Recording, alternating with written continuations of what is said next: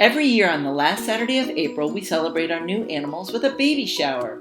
We open our property to the public to give people a chance to explore our facility, view patients, and help us gather everything we need to take care of our babies. The donations and supplies brought in through Baby Shower help us meet the needs of the thousands of wild babies that will be brought to wild care during this season. This year, due to the ongoing public health concerns, we've limited the number of people who will be able to visit our facility in person, so we're also celebrating with a virtual week of videos. In this week-long series, we'll celebrate our new babies, walk you through our nurseries, and let you know how you can donate to help us take care of our babies.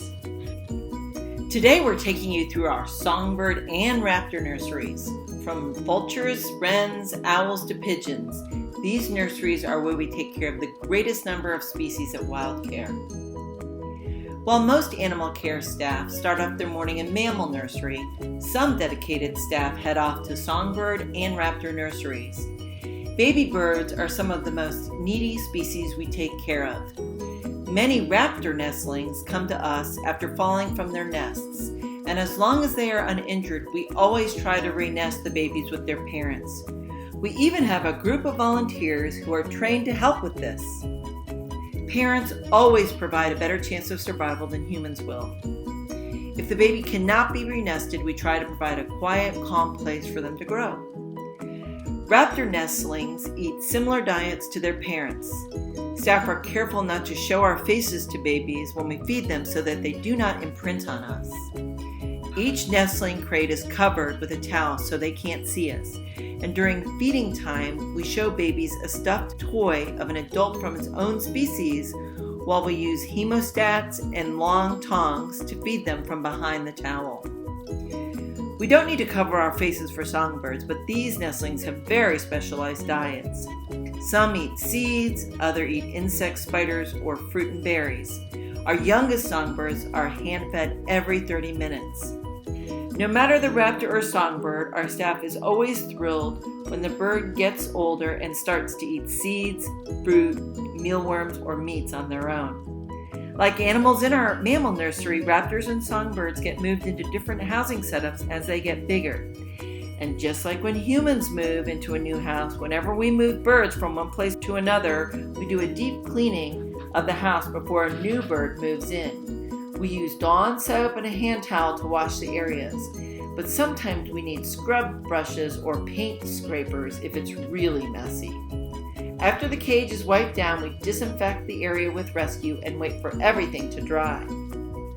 Given how picky they are about food, you might think they're just as bad about housing. Luckily, birds are pretty low-key roommates. Unfeathered songbird nestlings live in incubators set to their ideal temperature. We line incubators with a hand towel. And inside the incubator, we place an artificial nest lined with small fleeces. Once they're older, songbirds are moved to bird cages that we line with newspaper and a towel. We always have to be careful that the towels and fleeces we add don't have any strings the birds could get their little toes caught in. We put textured perching in cages so the little ones can practice perching behavior. We sometimes also put an electric heating pad underneath one side of the cage so the bird can warm itself up if it needs to. Raptors in nursery are housed in large pet crates. Nestlings get set up with newspaper and a large towel covering the bottom of the crate. We set up a textured, rolled-up towel as an artificial nest and place a heating pad underneath the crate for warmth.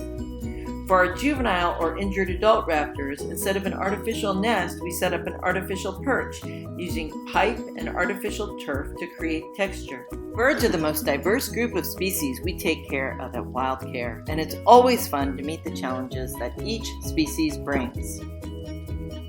Thank you for joining us for this tour of our Songbird and Raptor nurseries. If you were inspired by this video and want to help out, here are some things you can do. Make an in-kind donation. Stop by Wild Care anytime with your donation items. Or during the week of April 18th, you can go to any of our drop-off points in Noble, Norman, Edmond, and Shawnee. You can also help us out by sharing and bookmarking our videos on Facebook or donating directly to Wild Care through our Facebook fundraiser or at our website. Tomorrow, join us to learn a little bit more about the help wildcare gets from community and youth groups.